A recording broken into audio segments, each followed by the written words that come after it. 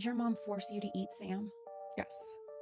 There was a victim named Sam. He was 8 years old from Chicago, or at least that's what my parents told me. Most traumatic night of my life. Like, my mom and dad were like, he's your new brother. We had dinner with him. They called it the Last Supper, and afterwards they sacrificed him. So it was my turn when I was 5, almost 6, to solely sacrifice a child, and it was Sam, the 8-year-old. We just had dinner with him. I love Sam. I'll never stop loving Sam, and I'll never betray Sam. I think that he's a big reason why I'm here today recovering, because it was such a traumatic memory that I've held on. But during that ritual, we had dinner with Sam, and I thought he was my new brother, and I was so excited because I'm like, this brother, this 8-year-old's going to save my broken family. And after the ritual, things changed pretty quick. Roles in my family changed throughout the years. For example, my older sister started to graduate towards the cleanup role, which was my father's role.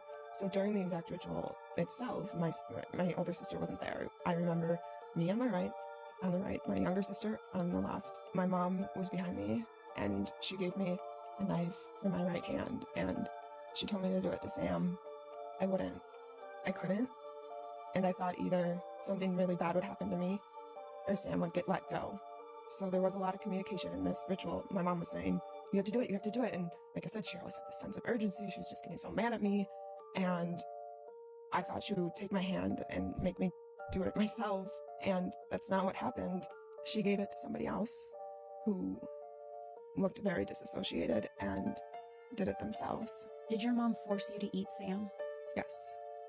That was my consequence for not sacrificing Sam. And it wasn't the first time I was fed human flesh. Thankfully, my mother cooked it.